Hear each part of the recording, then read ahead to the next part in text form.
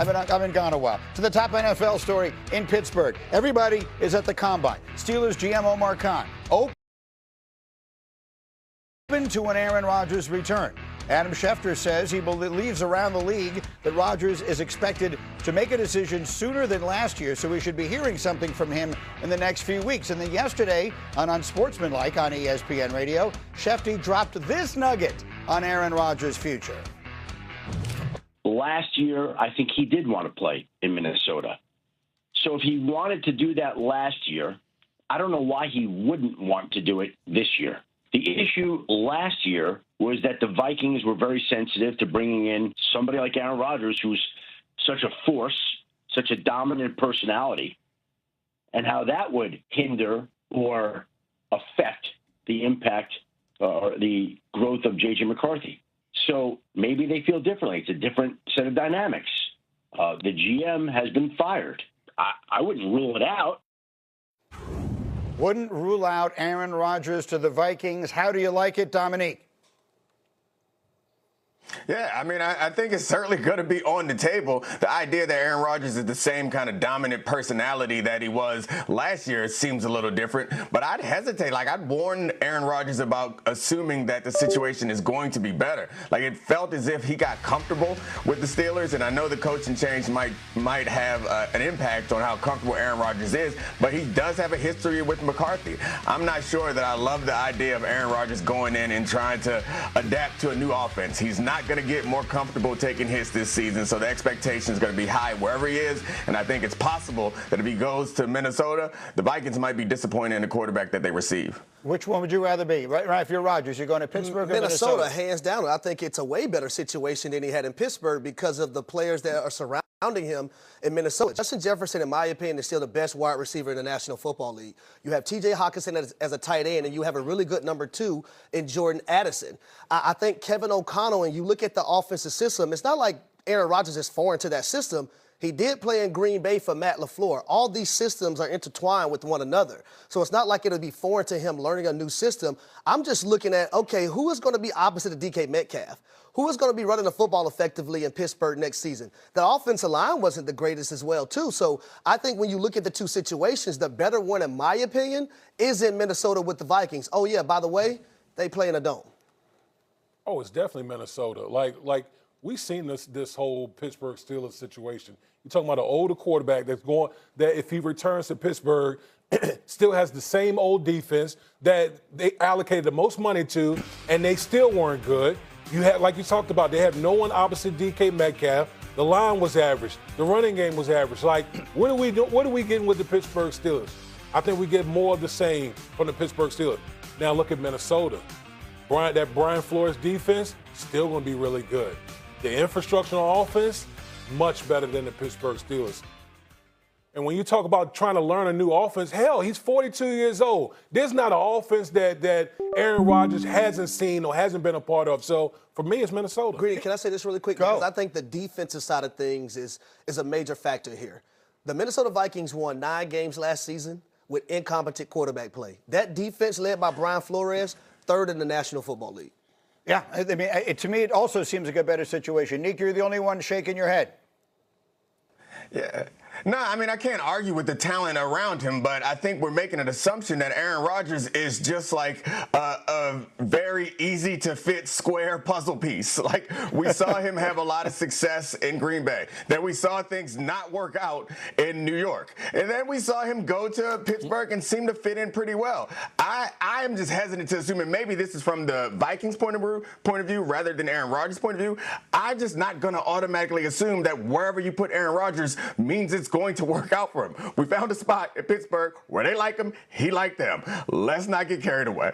Well, I'm not going to assume anything with a 42-year-old quarterback. You're playing with house money with a 42-year-old quarterback. But if the question is which situation is better, then obviously you're going to pick the Minnesota situation because I think Minnesota's a better football team. Right, but which team is better off bringing Rodgers in, to Nick's point, with the sort of things that make him Aaron Rodgers, the very particular things that make him Aaron Rodgers? If you're the Vikings, I don't want the Pittsburgh Steelers to bring back Aaron Rodgers. No. I think at some point they need to transition to what their future is going to look like. And Aaron Rodgers is 42 years old. He's not their future. looking at Minnesota, you can plug in Aaron Rodgers right now, in my opinion, and you're throwing to a guy, no matter if he's double covered, what's the circumstances, he's going to come down and make the play for you in Justin Jefferson. Nick, very quick final thought. Go. What?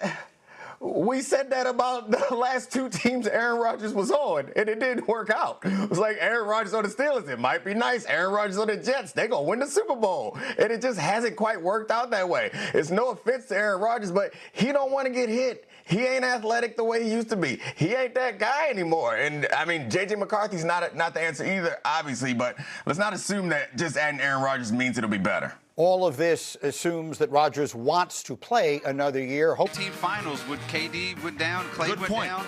Right before WrestleMania. This is the thing. It's right before WrestleMania season when you look like a guy like Braun Breaker was about to have a breakout performance, no pun intended. Seth Rollins was hopefully coming back. All three of these dudes, really fluke injuries. Braun Breaker got hurt flipping a table over, and it's just bad timing for all of WWE right now. Yep, and so I put the Vision, number 5 on the list. No big deal. Cody Rhodes joining us 8:30 a.m. Eastern time ahead of Elimination Chamber on Saturday, 7 p.m. Eastern on the ESPN app as part of the premium live event, all here with ESPN Unlimited. So that's number 5. Number 4. Number 4. I mean, after our conversation today, how can I not put the Miami Dolphins on there? Oh, I thought they'd be higher on the list. Okay. So the reason that I put them on there, like I'm going to tell you right now, the Arizona Cardinals I do not have on this list because I think it's going to end in the result that it needs to end in. Now, as I said, Monty Ossenfort, did he say it? Did he not? Did he talk to Kyler Murray? Did he not? Kyler Murray's not going to be there. They've made that pretty clear. I think we understand that. The fact that everything is on the table, and David Dennis Jr. asked the question today, Smalls, are we sure Tua's just not back, and that's how they tank by way of Tua? That, to me, feels like a mess more than the Cardinals do. And I know that sounds weird, but I think they feel messier than the Cardinals because Kyler's not going to be there. That is clear. They could maybe figure out a way of trading him. The fact that anyone could present the idea of possibly that man, Tua, being back, that's messy to me. But this is a very expensive problem for a first-time GM and head coach who are trying to figure it out. And they need to also assess what his market is, if there is a market for him. Everything needs to be on the table because they need to gather the info and see what the best path forward is for them. Because they know it's going to be lean for a couple of years because of this albatross of a contract with Tua. They know he's not the long-term answer, obviously. They just need to figure out, do we need to rip the Band-Aid off now and just eat it? Or is there another way out of this that's more financially advantageous to us, or at least from a draft capital perspective, perhaps? Before David goes, let me ask you a follow-up on that. Do you feel, Michelle Smallman, in this moment, on February 25th, 2026, you know what's going to happen with the Dolphins and Tua? Are you 100% certain?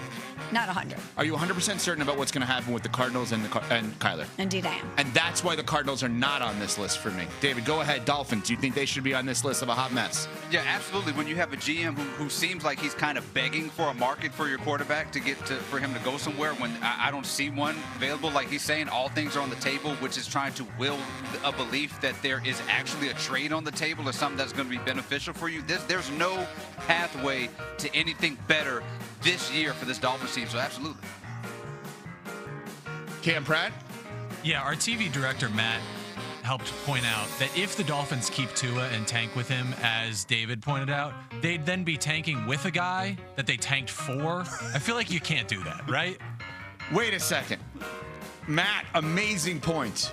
Has there ever been a player in history that a team has tanked for and tanked with? I'm sure we can find one. From tank for Tua to tank with Tua. I would like to point you to the New Orleans Pelicans, who David Dennis Jr., well done. Zion, not just the great Lauryn Hill song. Wow. That's amazing. They tanked for Zion, and they're tanking with Zion. Now, the follow-up is, I believe that we are saying the Dolphins would tank because of Tua. I don't know that New Orleans is tanking because of Zion. Smalls, you give me a look. But aren't they kind of tanking because of... Yeah, I don't know. Isn't it all systemic? Right, you're tanking. Yeah. The tank is the tank. The tank is the tank, and you're a part of it. That's wow. You're complicit. So we have two teams in sports that they have tanked for a guy and tanked because of a guy. Anyone else we want to throw out there? Sure, there are more out there. Yeah, I'm sure there are, but that is an amazing thing. All right, so the Vision WWE, number 5, hot mess. Number 4, Miami Dolphins. Number 3. Number 3. Smalls, you're not going to like this. Don't you dare. Green Bay Packers. Why? Oh, there's a reason. There's a reason. To annoy me? Well, that always is a reason, but that's not the reason here. Okay. Why did the Green Bay Packers feel the need to come out and attack their fans and threaten their fans over the last 48 hours, where they're saying that they need to basically ensure that only Packers fans go to the game and that they're going to strip the fan base of tickets if you're a season ticket holder and all of a sudden somebody with a cheese grater shows up or somebody in Lions gear, Vikings gear, whatever, that they're out there basically saying we don't want you on the resale market to do any of this stuff? Are you serious? I mean, like, to go after your customers? The idea to suggest to someone else what they should do with their money when you have no association with them, they don't work for you, right? They're not your family, they're not your friend, whatever it may be. Like, Smalls, imagine somebody else calling you and saying, all right, here's what I need you to talk about today on the show. That doesn't work here. What? Because that's what your team is doing with the fans right now. It's ugly, I think.